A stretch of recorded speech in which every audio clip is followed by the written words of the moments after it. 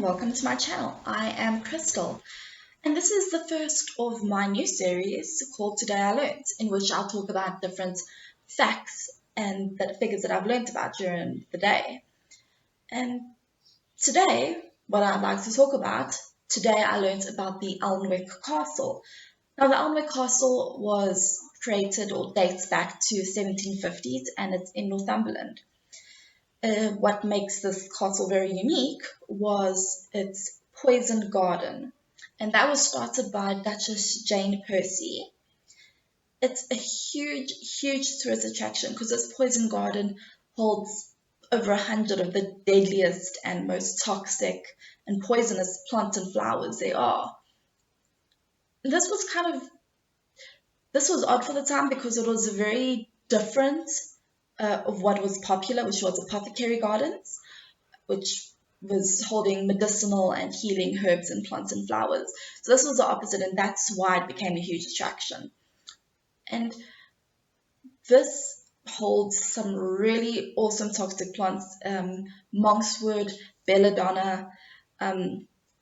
They also hold angel's trumpet, which is during the Victorian era, the ladies would take some of the pollen and sprinkle it in the tea, and it gave them a very aphrodisiac LSD trip-like experience.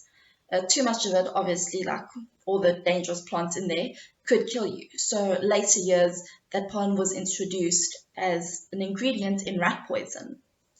But one of the other things that this Alnwick Castle Poison Gardens holds is one of my favorite toxic plants. It is the hemlock water droplet.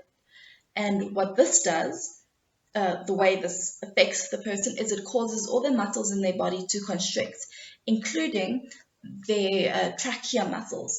So the person would die via asphyxiation. And because of the muscles that are constricted and contracted, the person would get a rictus-like pull in their facial muscles, which, if you don't know, is when the muscles contort and pull up, and it causes a sort of sardonic grin. They called it the death grin.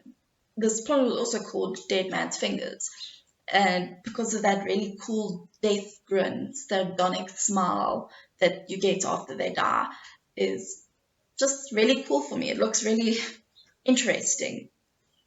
And that is for today on the Today I Learned. If there's anything else you like, let me know in the comments and I'll check it out.